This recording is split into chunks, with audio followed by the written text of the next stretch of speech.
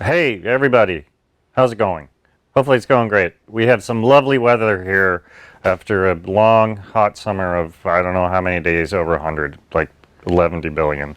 But went on a nice bike ride today and could have gone all day because the weather was so great. But today I want to talk about my Salsa a la carte. Um, this is the first bike I bought after I went out on my own. I was working at Mountain Goat, which was a Chico company. So I made some sales and I thought I was really doing great. And so I thought I'm going to get me some kind of custom mountain bike.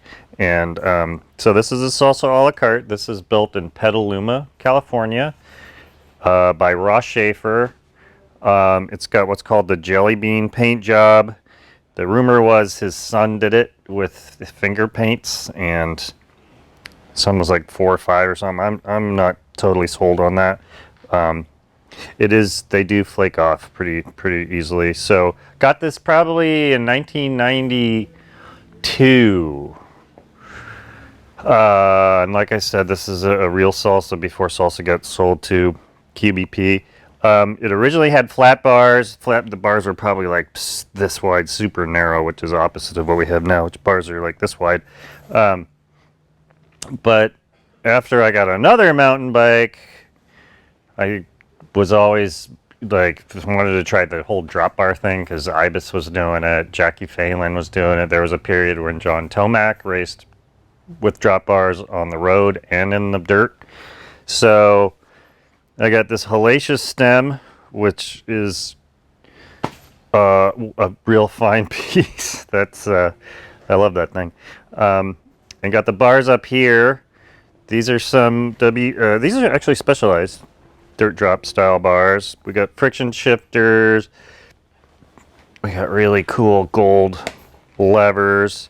Now the problem with this bike is I loaned it to a guy 10 years ago, and it had some period correct of R brakes, some stoplights, and he thought he'd do me a favor by updating the brakes, and I never told him, but that kind of bummed me out because I don't know where the stoplights went. I do have one pair of brakes. I'm looking through all my stuff to find another pair of brakes. I just have boxes of it, so I got to go through a lot so I can bring it back.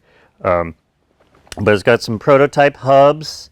This was a hub we called the DDT, which stood for downhill, dual slalom, and tough.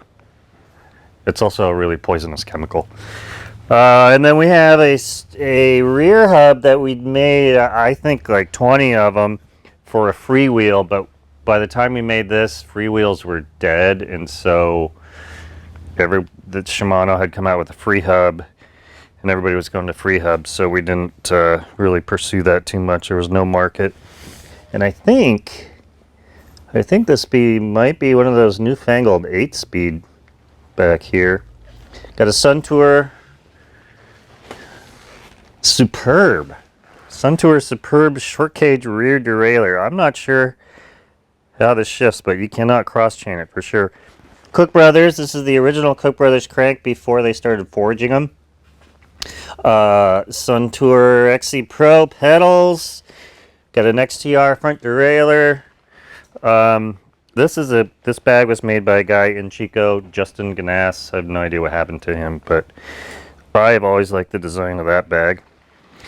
Also, purple American Classic water bottle cage, which is kind of fun. So that's it. This is one of my first actual real mountain bikes, and now I have a lot of them. But I've always been really proud of this bike. Oh, don't forget the Super Trick front suspension. Look at that. Oh, there might be like 10 millimeters of travel there. It's so smooth and buttery. All right, well, leave some comments on this bike if you like, and have a great time out there.